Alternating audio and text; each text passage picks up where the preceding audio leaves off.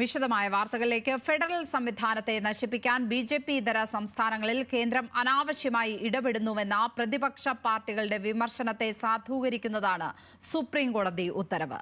ഗവർണറുടെ അധികാരം സംബന്ധിച്ച് കോടതി നടത്തിയ നിരീക്ഷണം പ്രതിപക്ഷത്തിന് ആശ്വാസം നൽകുന്നു. ആരിഫ് മുഹമ്മദ് ഖാൻ ഇടതു സർക്കാർ പോര് കേരളം മറന്നിട്ടില്ലെങ്കിലും ഫെഡറലിസത്തിനായുള്ള അരനൂറ്റാണ്ടിന്റെ പോരാട്ട ചരിത്രം DMK-ക്കുണ്ട്.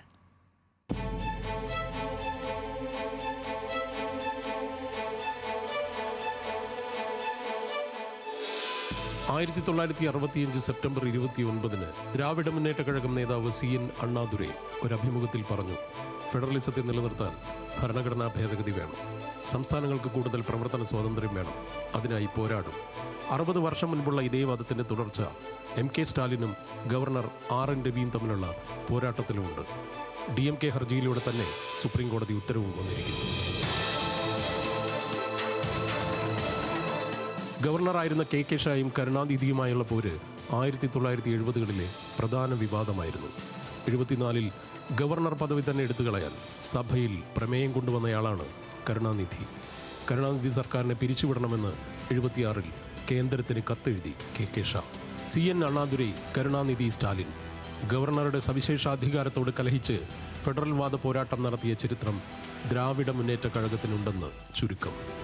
തമിഴ് ഹിന്ദി ഭാഷാ വിവാദം, ഉറുപ്പിക്ക് പകരം തമിഴ് വാക്ക് വെച്ച DMK നീക്കം, തമിഴ്വാദികളായിട്ടും കത്തുകളെല്ലാം ഇംഗ്ലീഷിലായി പോയതെന്താണ് എന്ന പ്രധാനമന്ത്രിയുടെ പരിഹാസം, ഇവ അന്തരീക്ഷത്തിൽ നിൽക്കെയാണ് അംബേദ്കറിനെ ഉദ്ധരിച്ചുള്ള ഗവർണർക്കെതിരായ സുപ്രീം കോടതി ഉത്തരവ്.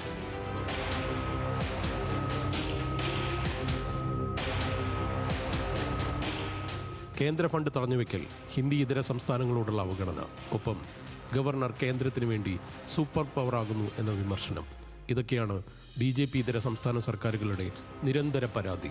കേരളത്തിൽ ആരിഫ് മുഹമ്മദ് ഖാനും തമിഴ്നാട്ടിൽ RN രവിയും അതിൻ്റെ എതിർപക്ഷത്ത് വന്നു. 5ഓളം പാർട്ടികളിലൂടെ സഞ്ചരിച്ച് BJP-യിലെത്തിയ ആരിഫ് മുഹമ്മദ് ഖാൻ കേരള ഗവർണറായപ്പോൾ CPIM ഖാൻ ഏറ്റുമുട്ടൽ എല്ലാ പരിധിയും ലംഘിച്ചു.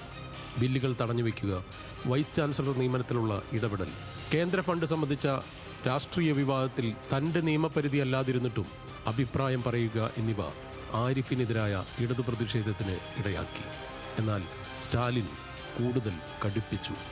മുൻ IPS ഓഫീസറായ രവിയുമായുള്ള ഏറ്റുമുട്ടലിൽ സ്റ്റാലിൻ കുലുങ്ങിയില്ല.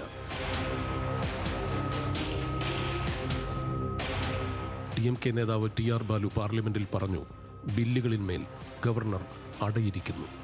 ഗവർണർ പദവി തന്നെ ഒഴിവാക്കണമെന്ന് DMK നിലപാടെടുത്തു. ബജറ്റ് പ്രസംഗത്തിന് മുൻപ് തമിഴ് സംസ്ഥാന ഗാനം ആലപിച്ചതോടെ ഗവർണർ രവി ഇറങ്ങിപ്പോയി. സനാതനധർമ്മത്തെ പിന്തുണച്ചുള്ള ഗവർണറുടെ പ്രസംഗം, ഉദയനിധി സ്റ്റാലിൻ്റെ ഇതിനുള്ള മറുപടി, വലിയ പോരായി ഇത് മാറി. സനാതനധർമ്മം ജാതി വ്യവസ്ഥയുടെ ഭാഗമെന്നും പകർച്ചവ്യാധി പോലെ അത് നിർമ്മാർജ്ജനം ചെയ്യപ്പെടണമെന്നും ഉദയനിധി പറഞ്ഞത് രാഷ്ട്രീയ കൂളിളക്കം തന്നെ സൃഷ്ടിച്ചു.